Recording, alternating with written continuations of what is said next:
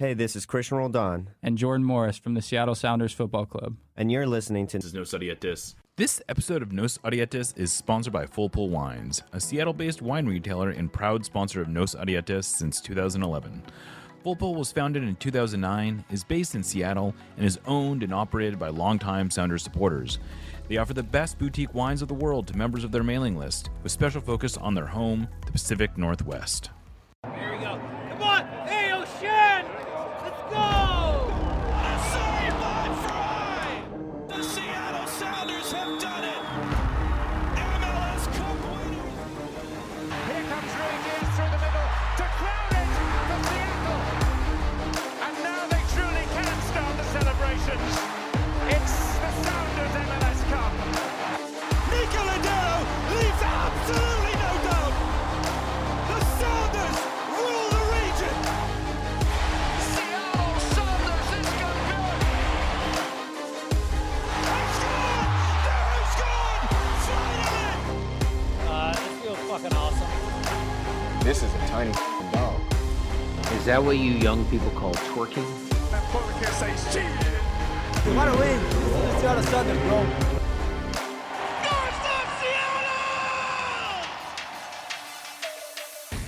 Welcome back to another episode of Nos Arietes, sponsored by Full Pull Wines and Watson's Counter, as well as our subscribers. So thank you, everyone, for making this possible. Joining me today is Ben Wright of Broadway Sports. He covers Nashville SC. Hopefully you've seen him on Twitter. Hopefully you've read his work. Thank you for coming on the show, Ben. Yeah, Jeremiah, thanks for having me on. I mean, I was telling you off air, but I'm a big fan. So yeah, I think this should be a fun conversation. Yes, I'm a big fan of yours as well, which is exactly why I wanted to have you on the show. So it's been a weird season for Nashville. Of course, the Sounders are heading to Nashville. I believe this is just the second time the Sounders have played in Nashville. At both times, I believe, at Geodis Park. But it's been a weird season for Nashville. I think if you aren't paying super close attention, you probably have a really, really positive feeling, I think, about how Nashville season's gone. But then if you look at the table, you have sort of there's a different narrative around that, especially their recent league form. What would you say, how would you describe the feelings around Nashville this year? Yeah, it has been a weird year. I think probably the feelings right now are maybe a little bit underwhelmed. Towards the beginning, I would say maybe the beginning third of the season. I mean, they had a stretch where they were unbeaten for 10 games. They were really, kind of close behind Cincinnati for a lot of that. It felt like the first half of the year in the Supporters Shield race, people were saying like, if they go into the summer window and hit on a DP striker, they could push Cincinnati in the Supporters Shield. I mean, now they're Cincinnati is running away with things at 62 points. Nashville are almost 20 points behind on 44. So that clearly didn't materialize. They really struggled in the league, kind of before and after Leagues Cup, which was weird. Again, it's been a weird year. It was punctuated by a run to the final where they looked really good. They beat Club America. They beat Monterrey. They were the first. I think you can maybe make the argument that outside of Miami, they were sort of the runaway team. They were the team that had the most dominant performance, and maybe they were more. But I think you could maybe make the case they were better than Miami if you just look at you don't look at who won, but you look at the entirety of the individual games they played. Yeah, totally. I mean, I think they were definitely the first team in MLS to, really limit Messi in a way that we hadn't seen before. I mean, he scored, but other than that, that was pretty much it. Yeah, and then they went back to league play. They got absolutely smoked by Atlanta 4-0, the worst loss in club history. I mean, and that's including the 2 years that they played in USL. So a pretty historic loss for them. They went to Miami and drew 0-0, which I think was actually a pretty good result, especially since they rotated heavily. But yeah, it's been, and then they drew Charlotte at home, which no one who is saying they are competing for trophies should draw Charlotte at home. Charlotte's not good. After the international break, they came back. They beat Sporting Kansas City on the road. They stayed out west. They played them on a Wednesday, stayed out west, went to San Jose on Saturday and got a draw. So I think those 4 points are I think they would absolutely take that if you told them they'd get 4 points before the road trip started. And hopefully it means they're kind of rested, getting over some of the injuries that they had, and kind of turning things around. Because they really need. They have 4 of their last 5 games are going to be at Geodis Park. So I think they have a chance to, an outside chance, but a chance to push into the top 4 and maybe compete for a home playoff spot. But it's going to be really tight, and I think they only have themselves to blame because they were in great position in the first half of the year, and I think they let some things slip. So the thing that this team is built around, which seems to be every Nashville team, every Gary Smith team, is it's a really stout defensively. They're really stout defensively. They have the best goals against average in the league. But I guess it's offense where they have sometimes struggled to find consistent goal scoring, which is not so different, I suppose, than how the Sounders season has gone. But let's focus on the defense. What are they doing? How would you describe the way they play defensively, and what are they doing well? I mean, first of all, I think the entire team defends.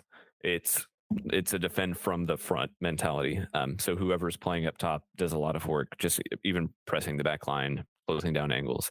Midfield, I mean, it's kind of what you're going to get when you have guys like Dax McCarty, Anibal Godoy, Sean Davis, Alex Muehl in midfield. I mean, they just work hard. They put in a ton of work. They stay compact. They cover lots of ground. And then in the back, I mean, I think the highlight is Walker Zimmerman, who I think probably has a case to be the best center back in MLS over the last 3 or 4 years. I mean, obviously, U.S. national team or all that stuff. He's been excellent. They have Shaq Moore, who is also on the World Cup squad. And then, I mean, beside them, you have Dan Levitz and Jack Mayer, who have turned into just 2 really, really solid, consistent MLS defenders. They defend really well in midfield. They don't allow a ton to get to Joe Willis. And then I think one of the fun things to watch this year has been I think they've just become more aggressive, especially at home. And I guess to an extent, Walker Zimmerman has always done this, but kind of Lucas McNaughton or Jack Mayer, whoever is playing center back next to him, they really take turns being really aggressive, stepping up into midfield, especially when there's a ball played from the goalkeeper or the back line. They'll go up pretty hard, pretty aggressively, and try to win that.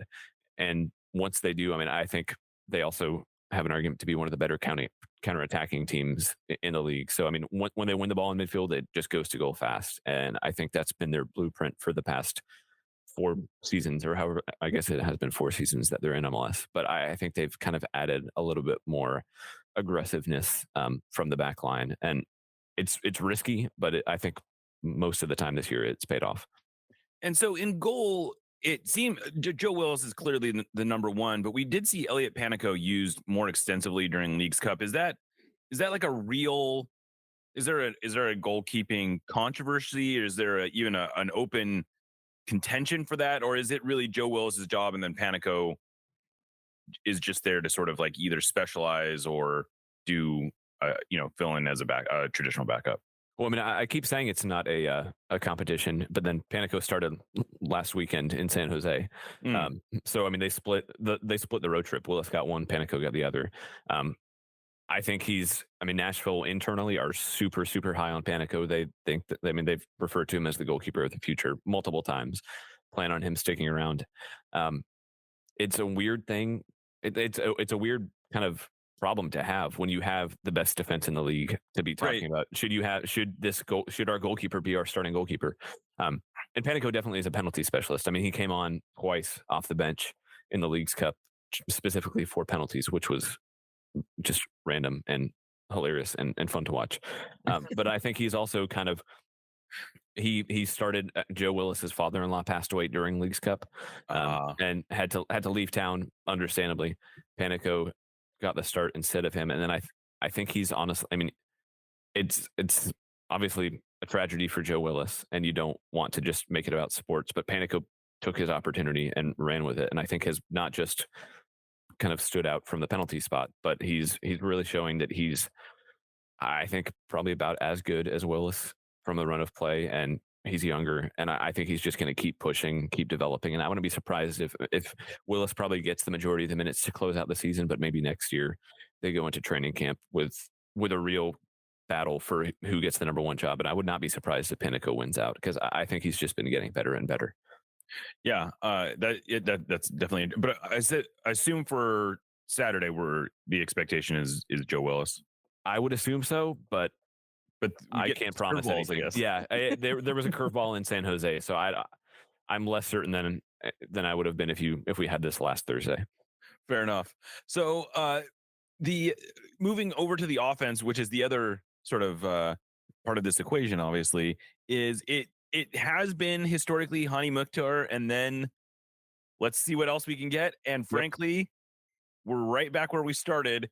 I guess the first question is, how good has Mukhtar been without just like reciting? He has 23 goals and assists, or primary assists. He's clearly putting up MVP like numbers. Is that telling the whole story? Yeah, pretty much. I think I mean I definitely have some proximity bias because I watch him every week, but I mean I would put him up there as I think the numbers back this up too. He's pushing into like best of all time, like among the best attackers who have ever Right. played in MLS. I mean, he just became the first player in league history or since 1998 to score 10 plus goals and assist 10 plus goals in 3 consecutive seasons. The last player to do that was Preki. So I mean, just on Which that was on a its while own, ago. In case he's now an old assistant for the Sounders. yeah, And so you can kind of put that in perspective of like how long ago that happened. yeah. I mean, he did it 96, 97, 98. No one has done it until Mukhtar. I mean, he was second in the MVP race in 21, won it last year. I think he's probably going to finish second or third to Yeah. the Joe Costa this year. But I mean, like you said, he's been doing it on his own. He's really had no help or very inconsistent and sporadic help, which makes it more impressive. I think it makes it a little bit disappointing. Or if he leaves Nashville without having won a trophy, I think it'll go down as one of the bigger missed opportunities, maybe even in league history, just because you had an elite defense and you had one of the best attackers in league history and didn't really build a championship winning team around him. That being said, I mean, he's 27. He's in his prime. I think there's still time, but I mean, he's just been that good. I think I'm at this point, you kind of run out of words or superlatives to use. Watson's Counter wants to thank everyone for their patience, but now the wait is over. Located at 6420 24th Avenue Northwest in Ballard, they've reopened in a brand new location with the same bomb-ass coffee and the same dumbass vibes. You can still expect their classics like the gochujang fried chicken sandwich and Fruity Pebbles French toast, alongside their new soft serve program and their world-class coffee. Make sure to follow them on Instagram for all the latest and greatest. Yeah, Sounders fans may or may not remember this, but once upon a time, Hani was being recruited to join the Sounders, and he came pretty close to coming here in 2017. He was still he was obviously a much younger player. He had aspirations of really being a star in Europe at that point, and of course, as it turned out, a couple years later, he decided that was a better time to move to MLS. And I think Nashville had to pay like $50,000 for his. Yeah, exactly. They had to pay for his discovery rights, and I would be lying if we don't spend some time over here wondering what would have been if the Sounders had been able to bring in Hani Mukhtar. But he's been every bit as good as advertised. I think you're right. I think he probably goes down in history as one of the top attackers in league history, and yet they can't seem to find him a consistent running mate. This year the second leading scorer is Fafa Picault, who is probably a name Sounders fans recognize because he's been around forever, but he's got 5 goals, and then no one else has more than 3. I guess, how would you describe how is it that they every year seem to come into the situation where it's like, well, we know we need to get some relief. We got to have a second scorer, and yet it never seems to materialize. Yeah, I mean, well, they've known that for a long time. They signed Jean-Dirk Cadiz as a DP in their first year. He didn't pan out. They signed Ake Loba for almost $7 million in 2021. They're still their club record signing. He was, I mean, as good as Mukhtar has been, Ake Loba was the opposite. I think he could go down as one of the worst signings in league history. I think he scored 2. Sam Surridge scored as many goals as Ake Loba did in his Nashville career in under 300 minutes of play. So I mean, just categorically an absolute bust. Nashville paid for that this year because Loba was on a multi-year contract.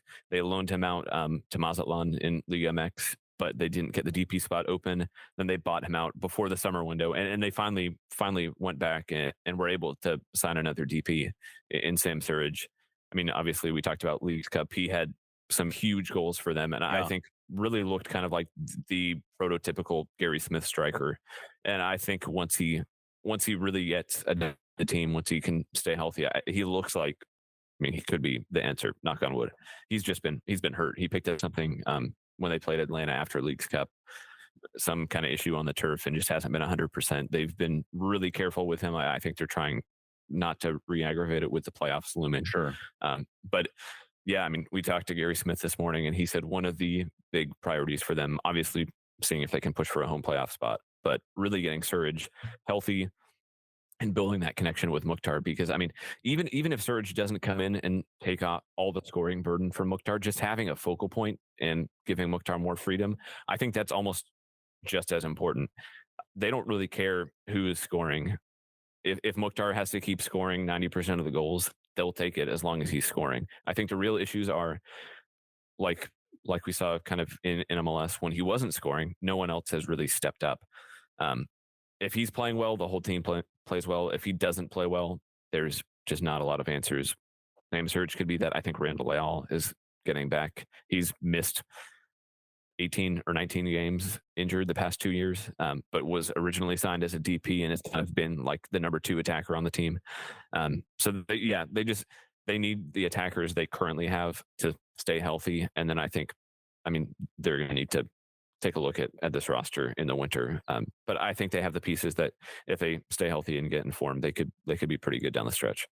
So I'm looking at Sam Surridge's FB ref page, and they list him at 5'11". I was under the impression he was like huge. Is that wrong? That's not true. He's at least six. He's my height. He's 6'3". Okay, that's what I thought. He's a big guy. I thought he was a big guy. But yeah, so in case our listeners don't know, Sam Surridge, 25-year-old English striker. You don't see a lot of 25-year-olds with his track record coming to MLS, especially from England. This is a player who has like real minutes at the championship and has scored 30 goals or so in England. So it's not like he's we see a lot of players come from England. We even see some 25-year-olds from England, but very rarely do they come here with his resume. Yeah, he was kind of a fringe level Premier League player too for Nottingham Forest last year. I think he started one game for them, but he was but he got 20, but he had played 20 games. Yeah, which I can't think of a ton of players at that level, at least recently. Maybe Cucho Hernandez seems like maybe the closest. Maybe that would be the best example. But you're right. They're just not. If you have getting Premier League minutes, chances are you're not coming to MLS at 25. Yeah. So I think it has all the makings of like a really, really good signing for Nashville. He obviously has to stay on the field, but everything that we've seen from him in the limited minutes, he's obviously 6'3", target forward, can do all that hold up work. He's a lot faster than he looks. He's kind of a tall, lanky guy, so he never really looks like he's sprinting. But when he takes off, he's pretty fast. And I think he's a pretty underrated passer. It was actually in the buildup to his first goal, that 99th minute equalizer. Yes. He pinged this diagonal to Dax, like half volley ping diagonal to Dax McCarty. It looked like a Dax McCarty passing to himself. So yeah, I think he has a lot of potential to be more than kind of just like the English 6'3" striker that they just hit long balls to, right, and hope he can make something happen. I think he can actually play. And that's, they really emphasized that a lot when they were looking for a DP forward, as just wanting someone who can complement Hani Mukhtar, can combine with him in the final third. I think that's what CJ Sapong, when he was in Nashville, I think that's what he did at his best. He wasn't scoring a ton, but he was excellent at hold-up play, and he almost had like a telepathic connection with Mukhtar in the final third. And I think that's really what they're hoping they can get with Surridge, plus consistent goal scoring. And I guess I should ask, are we planning to see Surridge this week? Yeah, Gary Smith said today that he's healthy. I don't know if that means he's he's able to play 90 minutes. I imagine that we'll probably see him start and see how he's doing and at least get 60. They did this in Leagues Cup 2 a lot, where Teal Bunbury started and they swapped him at the half. But yeah, I think he's going to play, and I think they need him to play because they need him to be up running for the playoffs. So I guess what's your expectation going into this one? I'll tell you, I think the Sounders would probably be pretty happy to get out of there with a point. But what's the feeling in Nashville? I think the feeling in Nashville is pretty optimistic because I think they still think that Leagues Cup team is kind of who they are. They've had injuries since then. So, I mean, I think they would point to that as saying, like, we were exhausted. We played a ton of games. We had injuries. That's not, I mean, there are reasons that we were bad. So I think when they're fully healthy, that Leagues Cup team kind of was the blueprint for how they think they can play. And they were at home for the entirety of it, essentially. Especially, I mean, once they made it past Cincinnati, they played at home in the knockout rounds. They're really, really good at home. And I think they feel with Seattle coming across the country, it's a tough road trip. They're at home where they're really good. They really need 3 points to really kind of push the teams in front of them. I think they're pretty confident that they can get a win. I think they'd be pretty disappointed with a draw, as good as Seattle are. Yeah, well, that's an open question, I think, over here too. I don't know if anybody's good in the West. They Right, could all be good. exactly. They could all not be.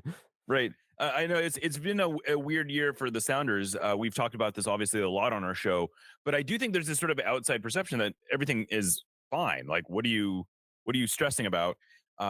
And yes, if you look at the table, the Sounders are, so, they're in third place, but like the gap between third and seventh is not all that big. And more than that, it's been 5 months really since the Sounders have been able to consistently put results together. Now they are starting to put some results together now. They're 5 unbeaten, which is, believe it or not, the longest unbeaten streak they've been on since 2021 when they opened the season with a 13-game unbeaten run. And so it's just been a lot of fits and starts since then. Like, they started really well this season. They were 5-1-1, but since then they're basically playing, a little under 500 soccer. So it's been kind of a weird season for the Sounders. They will come into this one, I think, reasonably healthy. They will probably it will be very interesting to see what the starting lineup is, because there's some choices that they will have to make that, is Nico Ladero still a starter on this team? Is Raul Ruidiaz still a starter on this team?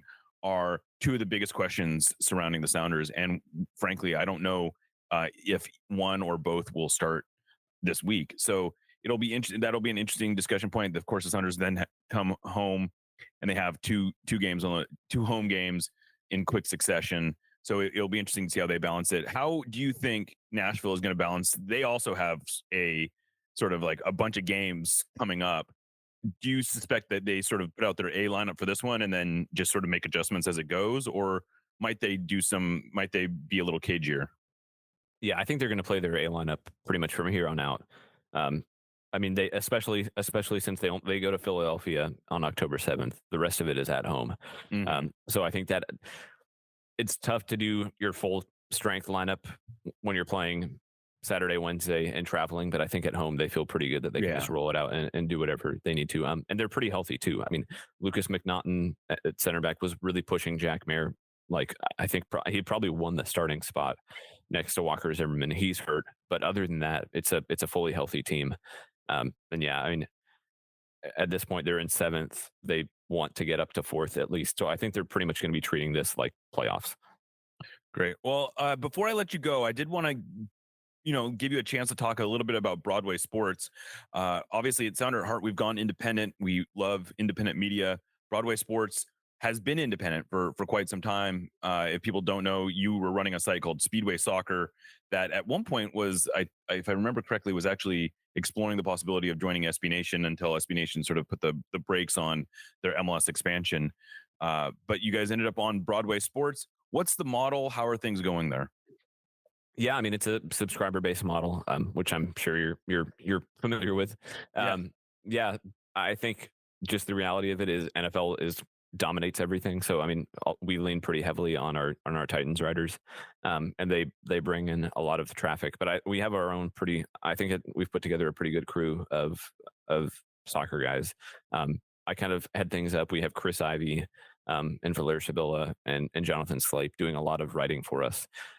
So yeah, it's a passion project for most of us, but I mean, we're thankful to have the subscribers we do, which I mean, it helps us from losing money running it essentially. Yeah. Well, I'm always happy to lend my my megaphone if needed. I'm happy to lend anything you guys might need.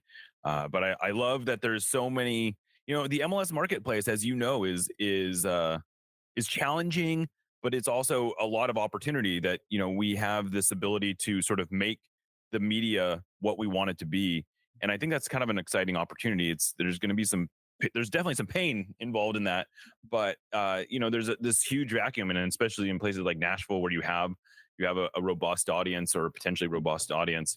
I'm glad to see things like this. So I hope people go check out Broadway Sports. It's just BroadwaySports.com, right? BroadwaySportsMedia.com. BroadwaySportsMedia.com. There you go. And check out Ben's writing there. Check out all the Nashville SC stuff. Where can they follow you on Twitter? Just Ben Wright. Super easy. And I probably post there an obnoxious amount. Yeah, I often find myself retweeting you in part because you do a great job of like finding some really good statistical stuff. My favorite one is just sort of like your running update of how teams would look if they follow their home road form on out. Yeah, that's been fun. And like, I mean, going back to the West, like I was just looking at my West predictions. Yeah. It's like, I think it maybe 3 points separating second from like eighth. Yeah, that's about right. So yeah, it's a crazy, it's like a chaotic year to even be trying to predict anything, but it is. I feel like you could talk yourself into thinking virtually any team from the West can emerge. I think almost any team from the West will be the underdog in MLS Cup, but I think you can make the case that everyone from 1 through almost, at least 7, if not 8 and 9, could theoretically put it together and make a run. I mean, Minnesota maybe is sort of like the perfect encapsulation of this. I think right now they're outside the playoffs, and there's been times this year where they've looked like the best team in the West, and they could finish anywhere from, you could talk me into like, yeah, they're going to be the MLS Cup representative, or they might miss the playoffs. Yeah, it feels a bit like St. Louis is pretty good mostly, and Colorado is bad, and then in between, and then everyone else in between. Question marks. Yep, absolutely. Well, Ben, thank you so much for doing this. Make sure you follow him. Make sure you check out BroadwaySportsMedia.com. I am Jeremiah Cheyenne signing off for Nos Adiates. We will catch you next time.